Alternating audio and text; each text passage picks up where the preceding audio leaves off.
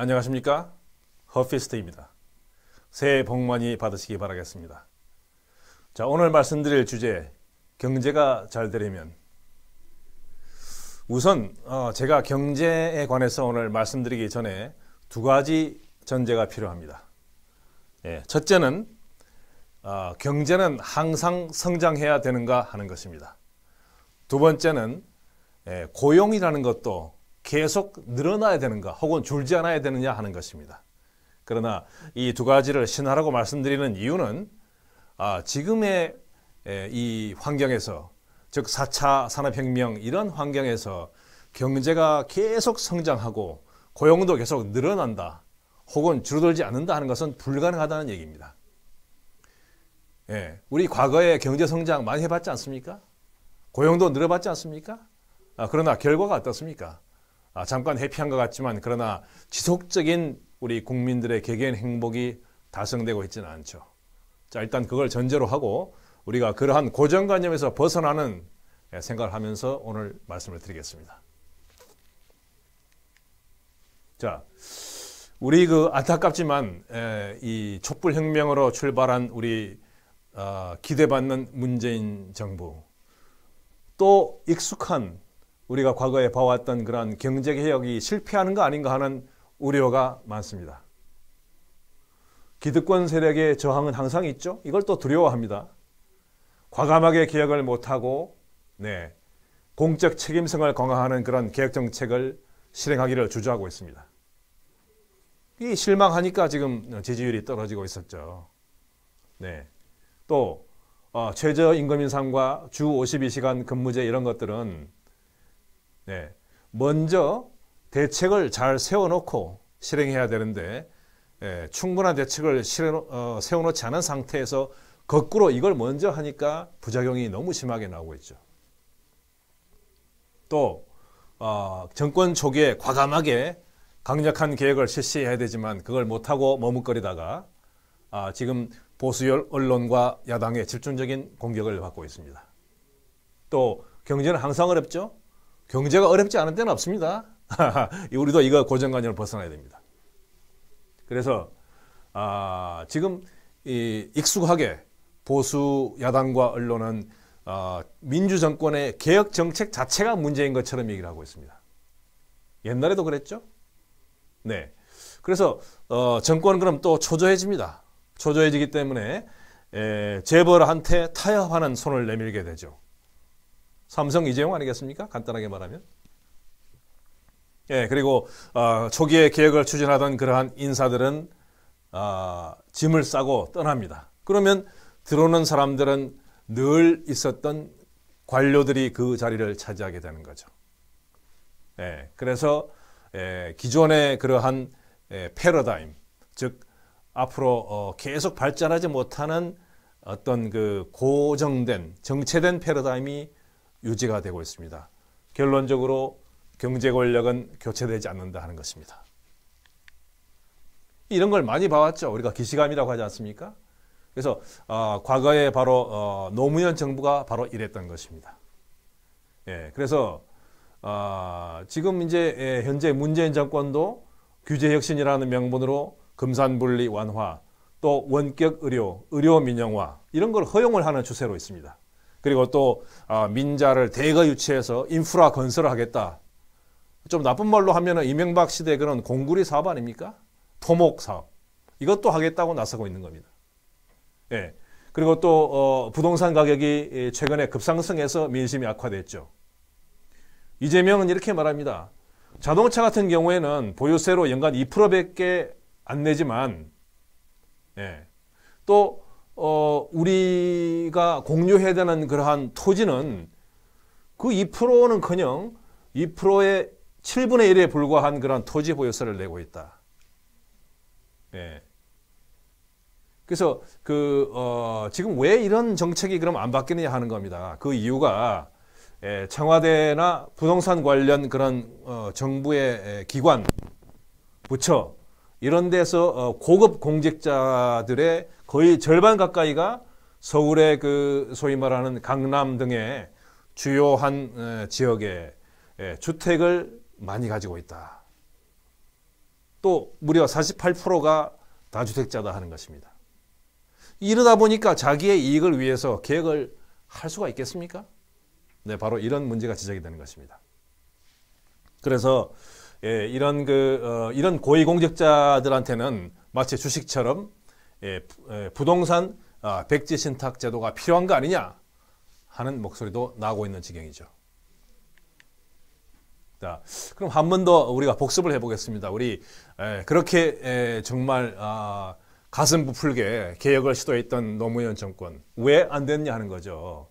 2003년도에 성장과 분배를 조화시키겠다. 이것도 많이 들어본 거 아닙니까? 이번 정권도 마찬가지입니다. 어떻게 보면 사실은 모순적인 구호죠. 그런데 이마저 버리고 완전히 기득권 세력과 화해하면서 재벌 위주 정책으로 돌아서 버렸습니다. ILO가 제시하는 그런 기준, 상식적인 기준 아닙니까?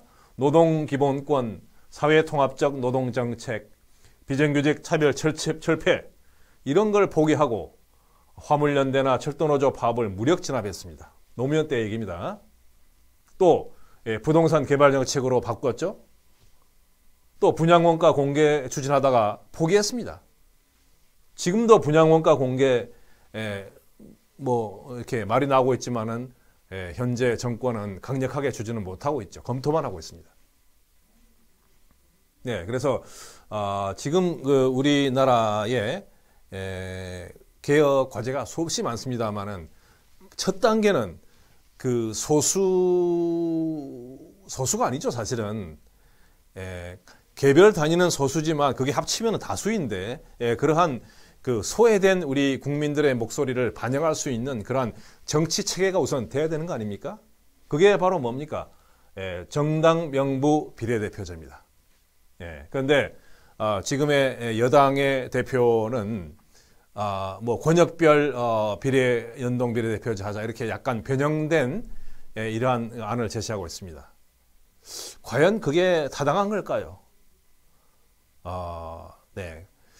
이런 정당 명부 비례대표제가 제대로 되지 않으면은 나머지 모든 분야의 개혁도 제대로 될 수가 없는 거죠. 그래서 이 부분에 대해서 정부 여당이 아니 오히려 문재인 대통령은 순수한 독일식 연동 비례대표제를 지지하고 있습니다. 그러나 여당이 특히 여당의 대표가 이걸 뭔가 좀 기득권 유지를 위한 것인지 주장하고 있죠. 이거 과감한 어떠한 결단이 필요합니다. 그래서 이런 개혁이 부진한 원인이 뭘까요? 대통령이 아무리 올바른 정책 방향을 잡고 앞서가도 그 장관들이나 관료들 이러한 집단이 따라주지는 않고 밑에서 오히려 흔들어 버리면 항상 그랬죠? 되는 게 없습니다. 이렇게 해서 이 대통령 혼자 강력하게 해야 조금 움직이는 척하고 관료들이 스스로 개혁에 나서지 않는다면은 결국은 실패한다는 것입니다. 그래서 그럼 대안이 뭘까요? 대안은 그나마 개혁성을 약간은 가진 완전하지는 못하다 할지라도 그러한 야당과 연대해서 이러한 개혁 법안을 빨리빨리 통과를 시켜야 됩니다. 정권 초기부터 그러한 얘기는 많이 나왔습니다만은 실질적으로 그러한 연대가 잘 안 되고 있죠. 그러다 보니까 되는 게 뭐가 있습니까? 그래서 조금 보기 싫고 또 뭔가 좀 마음에 안 드는 게 있다 할지라도 그나마 개혁성을 약간이라도 가진 그런 여당과는 연대해서 빨리빨리 개혁 법안을 통과시키는 것이 국민을 위한 길입니다. 네. 그래서 자꾸 이렇게 제대로 안 되면은 대중들이 피로해하죠. 그렇게 되면은 지지율이 떨어지면 더 개혁이 어렵습니다. 그래서 반개혁 세력에 대한 압박과 협상을 동시에 해야 됩니다. 왜입니까? 압박만 하면 독재한다고 또 반발이 심해져. 또 너무 그냥 부드럽게 협상 타협만 하면은 기어오르지 않습니까? 야당. 네. 그래서 이걸 적절한 수준으로 동시에 구사해야 됩니다. 그걸 제일 잘한 지도자가 누굽니까? 미국의 바로 링컨 대통령이었습니다. 링컨 대통령은 우리가 모르는 숨겨진 그러한 어두운 방법까지도 동원해서 심지어 협박, 납치까지 하면서 꼭 필요한 노예 해방 법안을 통과시켰습니다. 그 정도로 너무나 중요한 고비에서는 도덕성 뭐 이런 거를 약간 훼손하더라도 뭔가 추진력, 결단력, 돌파력이 필요한 거죠. 우리 문재인 대통령 너무나 인품이 훌륭하고 존경스러운 분이지만 이러한 링컨처럼 절대절명의 중요한 순간에 돌파하는 그런 파워, 이거 좀 아쉽습니다. 네, 바로 그 얘기가 지금 이 사진에 나와 있죠. 네, 우리 노무현 전 대통령도 링컨을 존경했다고 합니다. 그러나 꿈을 이루지 못했죠. 이게 바로 링컨입니다. 영화의 장면입니다만. 예. 그러면 지금 우리 문재인 대통령의 리더십은 어떤가? 이 부분입니다. 네. 그래서 일단 기회를 포착하면은 링컨은 정광석화처럼 달려들어서 해결을 빨리 했다 하는 것입니다. 네. 이것이 지금 우리 문재인 대통령에 필요한 거 아니겠습니까? 네. 이런 것도 한번 생각해 보면 좋겠습니다. 자, 되풀이 되지만 한 번 더 정리를 해보면요. 노무현 정부가 그 당시 개혁을 왜 실패했을까요? 4대 개혁 목표를 했습니다. 근데, 네, 지금 같으면 정의당이나 민주평화당 같은 그 당시 야당과, 결집해서, 연대해서, 개혁 주체로 삼아서 빨리 법률들을 통과시켜야 되는데, 그렇게 못했죠.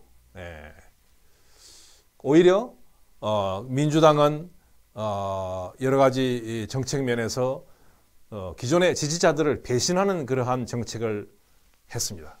그러다 보니까 우파는, 즉 반대파는 기가 살고, 또 그러니까 이 여당 정부에서는 우리가 힘든데 노동운동이 우리 정부 여당을 밀어줘야 되는 거 아닌가, 자꾸 양보하라, 이렇게 또 압력만 커집니다. 그러다 보니까 전체적으로 정치 지형이, 환경이 우경화된다는 이런 문제가 생기는 거죠.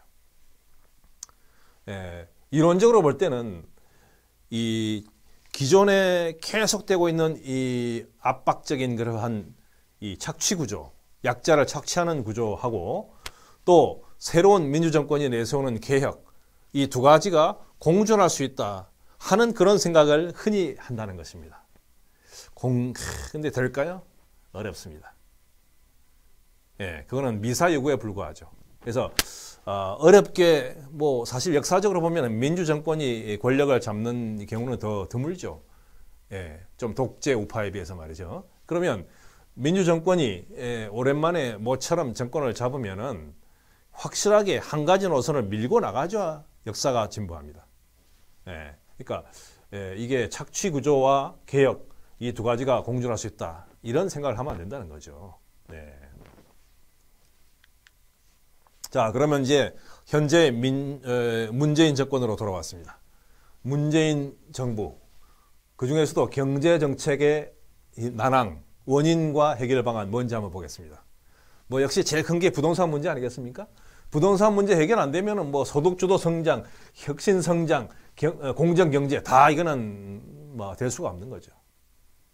그래서 소수 재벌과 땅 주인들이 가만히 앉아서 피땀 흘려 만든 사회 구성원들의 피를 합법적으로 약탈하는 겁니다. 이런 상황에서 무슨 혁신과 공정이 됩니까? 힘이 안 나는데, 화가 나는데, 그죠?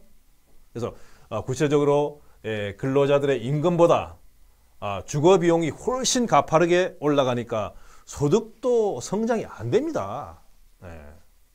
그건 말로 하면 뭐합니까? 현실이 안 그런데, 그죠? 참고로 이재명 같은 사람은 뭐라고 얘기합니까? OECD 가입국의 국토보유세 부과 기준의 절반만 적용해도 한 해 15조 원 정도의 추가 자금을 마련할 수 있다. 그러면 전체 국민 5천만 명한테 토지 배당금을 기본소득의 형태로 1인당 연간 한 30만 원 지급할 수 있다라고 얘기를 하는 거죠. 그럼 30만 원 이거 얼마 안 되는 이거 해가지고 무슨 의미가 있느냐? 아닙니다. 30만 원도요. 저소득층한테는 큰 금액이고 또 이 금액을 국가가 정책적으로 마련해 줬다는 것에 대해서 우리 받는 국민들은 굉장히 뿌듯함, 고마움, 애국심을 느끼게 됩니다. 그러면 이 받는 사람들은 뭘 하겠습니까? 이걸로 뭐 라면 사 먹고 소주 사 먹고 마는 겁니까? 안 그렇습니다. 중요한 데 쓰게 됩니다. 그리고 또 아무런 일이나 허겁지겁 하는 게 아니고 좀 더 미래를 위해서 자기가 발전할 수 있는 그런 일을 할 수 있도록 준비하는 데 쓰게 되는 거죠. 예. 그래서 4차 산업혁명 시대에 피할 수 없다. 아까 소두에 말씀드렸죠. 경제 성장이나 그 고용 증대, 이거는 어렵습니다. 갈수록 오히려 줄어듭니다. 인정해야 됩니다. 예, 그러한 미래 시대에는 피할 수 없는 불평등과 양극화, 이거 점점 심해집니다. 그대로 두면요. 그래서 이걸 조금이라도 줄이기 위해서는 이러한 기본소득을 나눠줌으로써 국민들이 각자 좀 더 여유를 가지고 자기 개발할 수 있도록 해줘야 된다 하는 포인트입니다. 자, 그럼 이게 자료 볼까요? 우리나라는 다른 나라들에 비해서 부동산 자산의 규모가 매우 크다. 잘 알지 않습니까? 이거 뭐 더 이상 말할 필요 없습니다. 예. 인구 밀도나 경제 발전 수준을 고려하더라도 한국의 토지 자산 규모는 너무 큰 편이다. 그런데 부동산 실효세율은요, 한국이 0.16%밖에 안 됩니다. 그러면 다른 나라들은 뭐 0.57%, 0.54%, 0.78%, 무려 3배나 5배 정도 다른 나라들이 높습니다. 한국이 너무 낮다는 거죠. 세금을 안 매깁니다. 부동산에 대해서. 이래서는 부동산 투기를 억제할 수도 없고 또 그 부동산에서 세금을 충분히 걷어들일 수가 없죠. 이거 바꿔야 되겠습니다. 그래서 이러한 국토 보유한 데 대해서 세금을 거두면은 바로 기본소득으로 쓸 수가 있다. 지금 그 4차 산업혁명 시대에는 자꾸 그 기계, 컴퓨터, 로봇이 사람의 일자리를 갉아먹잖아요. 그러면 인간만이 할 수 있는 그런 창의성, 감성 활용하는 일자리만 남는데 이러한 일을 하려면 청년들이 준비가 필요하잖아요. 기존에 지금 그 구태의연한 교육 이거 가지고 그런 걸 준비할 수 없지 않습니까? 그러면은 여유를 가지고 이런 걸 준비하려면 약간의 자금이라도 주어져야 되는 거죠. 그게 바로 기본소득이라는 것입니다. 이거 받고 게으른 청년들이 그냥 뭐 술 먹고 컴퓨터 게임이나 하고 노는 게 아닙니다. 이들이 좀 더 여유를 가지고 촉박하게 아무런 일이나 하는 게 아니라 더 나은 미래를 준비할 수 있는 그러한 자금으로 활용할 수 있도록 한다는 것입니다. 그래서 북한 문제도 마찬가지죠. 북한이 개방해서 이 자본이 투입돼서 경제가 성공한다 하더라도 지금 남한처럼 똑같이 양극화 이런 것이 된다면은 더 문제가 커지는 거죠. 그래서 이러한 그 남북한 전체에서 국토 보유세 기본소득이 잘 실현된다면은 균형적이고 또 우리가 미래 발전적인 그러한 상황을 맞을 수 있다 하는 것입니다. 자, 그러면 결론적으로 간단하게 우리나라 경제를 활성화하려면 어떻게 하면 될까요? 뭐 이거 뻔한 거 아니겠습니까? 이 독일처럼 지금 세계적으로 현재 경제가 잘 되는 나라의 특징은 한마디로 말하면은 중소기업이 잘 됩니다. 중소기업이. 그럼 중소기업이 왜 잘 될까요? 중소기업이 대기업과 경쟁하는 게 아닙니다. 중소기업이 나름대로 할 수 있는 영역, 그게 중간재죠, 중간재. 즉 부품, 소재 이런 것들입니다. 왜냐하면 대기업이 완성품을 만드니까요. 그러한 중간재를 계속 창의적으로 개발하고 기술을 개발하고 원가를 낮추는 그러한 노력을 중소기업들이 해줘야 되는데 한국에서는 재벌 대기업들이 이 중소기업들을 착취합니다. 납품 원가로 착취하죠. 또 기술 약탈해버리죠. 또 일감을 갖다가 자기 친척한테 몰아줘 버리죠. 또 중소기업이 좋은 제품 개발해서 좀 하려고 하면은 나한테만 독점 납품하라. 그렇지 않으면 아예 안 사주겠다. 전속 납품제. 이 세계적으로 유례가 없는 이러한 착취제도입니다. 이러한 것을 없애지 않으면 우리나라가 독일처럼 중소기업들이 잘 될 수가 없죠. 중소기업들이 고용의 대부분 90%를 차지하고 있는데 중소기업들이 잘 안 되면은 고용도 증가할 수가 없는 것입니다. 네, 그런 거죠. 지금 우리 이 프랜차이즈 가게들 문제는 많이 좀 개선되고 있죠. 덕분에. 이거는 뭐 잘 되고 있습니다. 그래서 우리가 나아가서는 협력 이익 공유제라고 하는 거. 즉, 이 중소기업들이 대기업의 오더를 받아서 납품을 해서 잘 되면은 비즈니스가 그래서 좋은 이득이 나면은 그 이득을 대기업이 독점하는 것이 아니라 납품한 중소기업과 공유한다, 쉐어한다 이런 개념이죠. 이런 거 선진국은 이미 되고 있습니다. 마치 우리나라에서만 하는 것처럼 얘기하는데 아닙니다. 다 하고 있습니다. 선진국이. 우리나라도 선진국이 되기 위해서는 이거는 불가피하게 해야 한다 하는 것입니다. 자, 그러면 또 한 가지 이제 거시적 차원에서 필요한 게 뭐죠? 사회적 대타협 아닙니까? 지금 우리 아시다시피 카카오 라이드 관련해서 택시 업계하고 지금 갈등이 심하잖아요. 그래서 지금 카카오 측에서 양보해서 이제 조금 이제 협상하려고 하는데 아직도 노조 측에서는 머뭇거리고 있습니다. 사회적 대타협 이거가 잘 돼야지 경쟁력이 사회 전체적으로 높아지고 경제가 잘 될 수 있습니다. 그러면은 잘 되는 그런 덴마크나 핀란드 이런 북유럽은 어떻게 했을까요? 이거 한번 보겠습니다.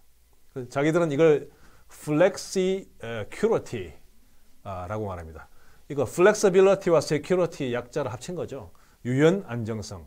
유연성은 대기업 사용자들이 요구하는 것이고 안정성은 노조가 요구하는 것입니다. 이 두 가지가 조화를 이룬다 하는 개념이죠.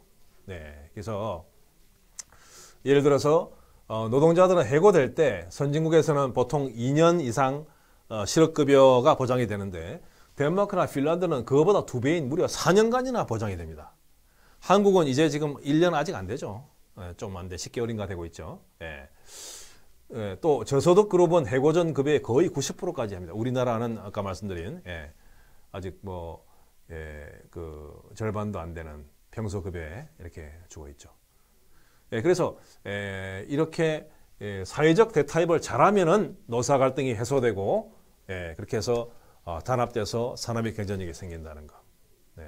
그러면 이런 대타협을 하려면은 노조 경우에도 대표성이 있어야 하잖아요. 근데 한국에서는 노조 가입자가 너무 적습니다. 그러니까 대표성이 의문시되는 것입니다.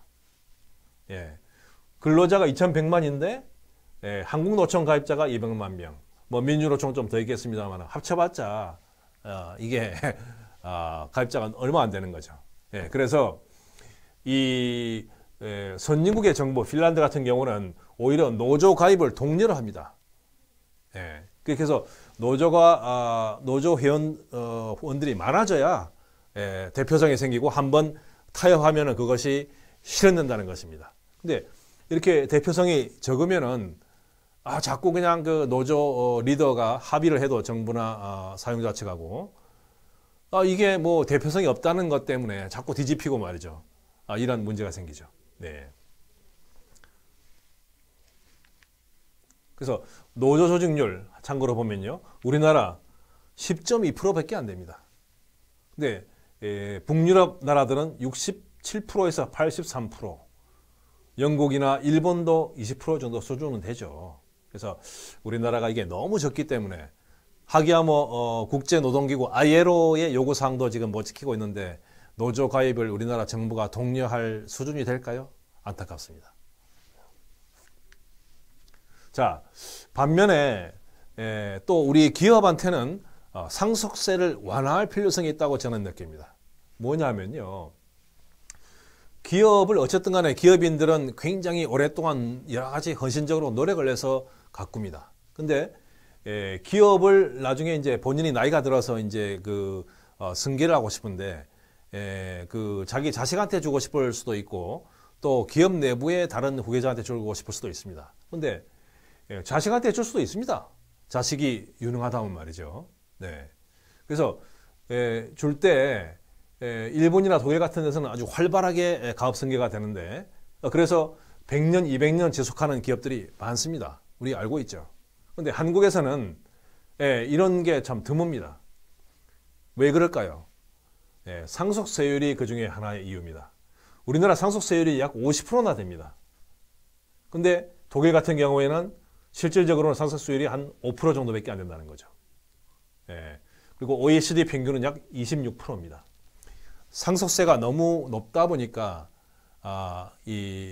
안 그래도 여러 가지 뭐 돈 빼돌리는 재주가 많은 대기업 재벌들이 자식들한테 승계하기 위해서 여러 가지 꼼수를 부리죠. 대표적인 사례가 지금 삼성 그거 아닙니까? 삼바 얘기 그거 아닙니까 바로? 그래서 이거는 아예 현실적으로 상속세율은 낮춰주고 그 다음에 법을 철저하게 지키도록 감시하는 게 낫지 않겠나 하는 생각이 듭니다. 또 인구 문제도 우리가 한번 생각을 해봐야 됩니다. 우리나라에서 대다수 한국 국민들은 우리가 단일 민족이고 잘 되고 있는데 외국의 그런 특히 후진국 노동자들 들여와서 우리나라 일자리 갉아먹고 여러 가지 범죄 위험이나 이런 우려를 많이 합니다.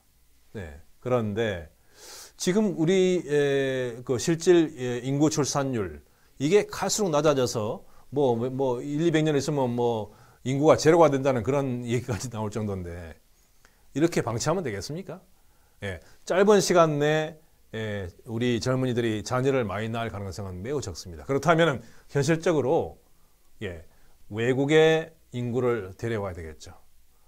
단기적으로는 북한 교류가 활성화되면 북한 인구 유입, 그 다음에 그 동북 삼성 중국 쪽의 인구, 또 나아가 동남아 인구나 이러한 외국 인구도 데려와서 우리가 충분한 그 시장 형성, 그 다음에 인력, 노동 인력 확보 이런 것도 우리가 검토해야 됩니다.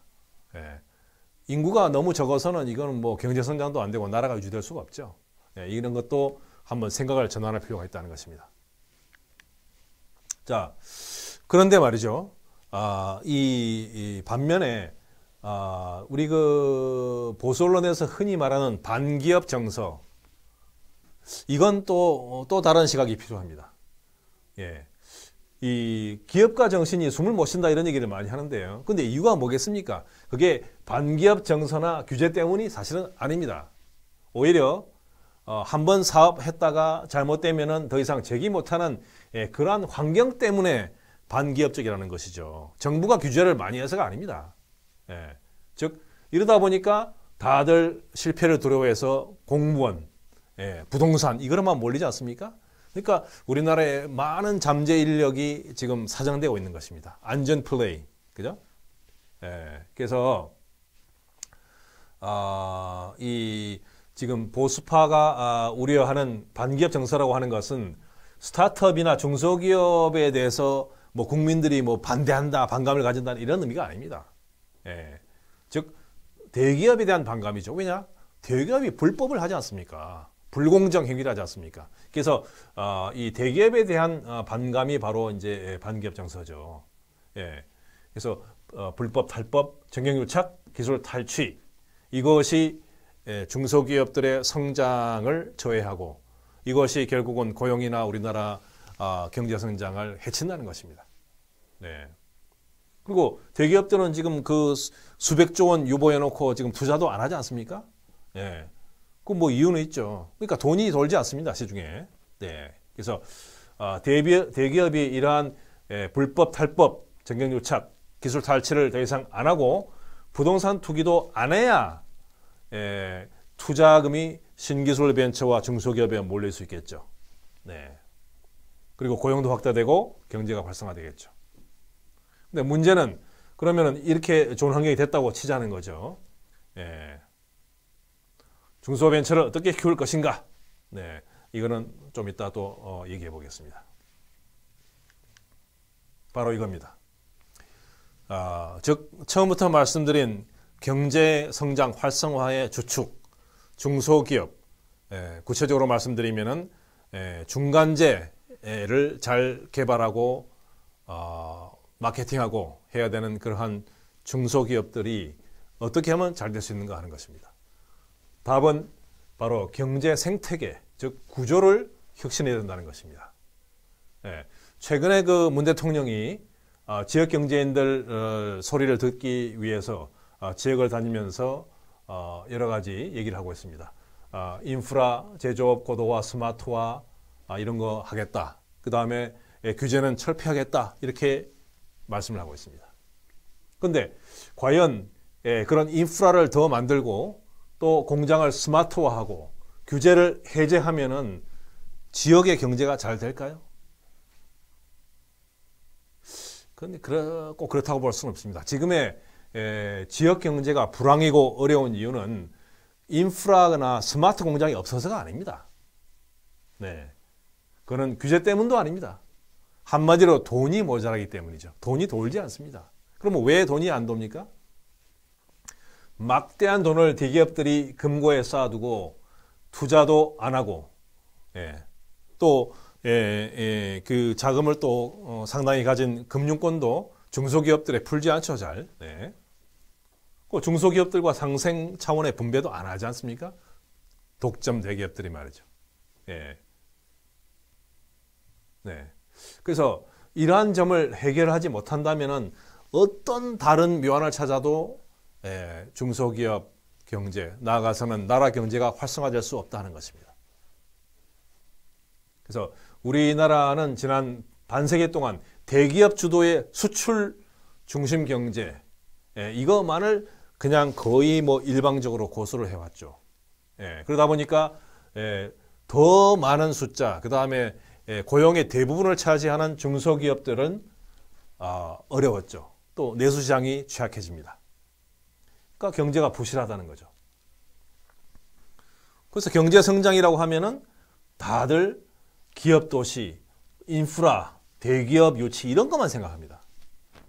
한마디로 머리가 굳어 있는 거죠. 그래서 우리는 한번 발상을 전환해야 됩니다. 어떻게 해야 될까요? 즉 악순환의 연결고리를 끊어야 된다 하는 것입니다.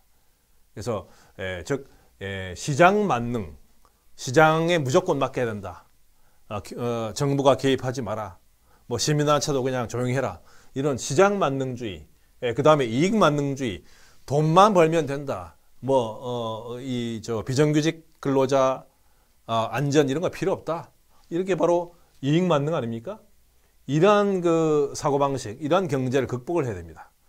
그러기 위해서는 지역에서 순환이 잘 되는 지역순환 경제, 그 다음에 사회적 가치를 중시하는 사회적 경제, 이런 걸 활성화시켜야 됩니다.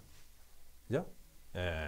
그래서 결국 중앙정부와 재벌들에 독점되고 대기업들에 과점된 그러한 황폐화된 경제 생태계를 혁신적으로 재구성을 해야 된다 하는 것입니다.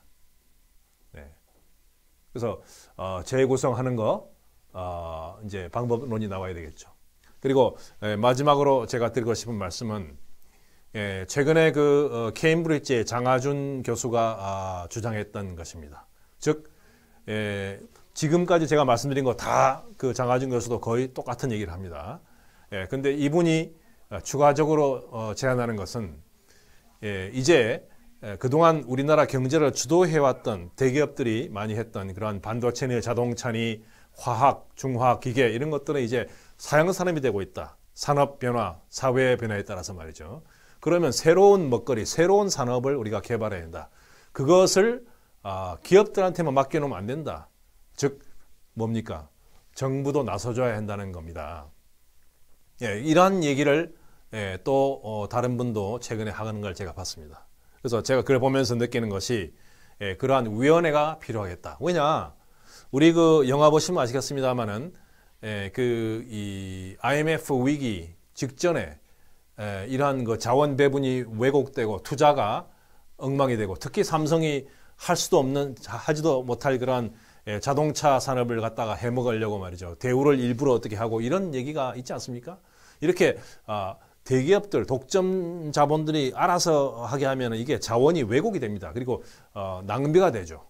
따라서 지금 이러한 또 다른 경제 변혁기에는 정부가 IMF 때 늦었습니다. 그러나 지금은 미리 정부가 충분한 시간을 가지고 전문가들과 함께 하나의 위원회를 만들어서 신산업 개발 어떤 위원회 이런 걸 만들어서 다 같이 머리 맞대고 연구해서 어떤 중복이나 낭비를 없애고 그야말로 업계가 역할을 분담해서 또 연구하는 연구소 측과 대학 또 중소기업들과 이렇게 하나의 그 네트워크를 처음부터 잘 기획하는 그러한 그 플랜이 있으면 좋겠다 하는 겁니다.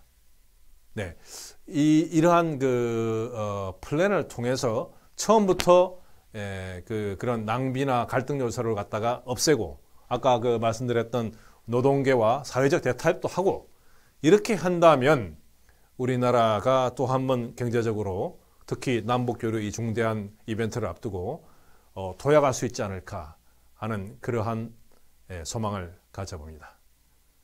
오늘 강연 마치겠습니다. 허피스트였습니다.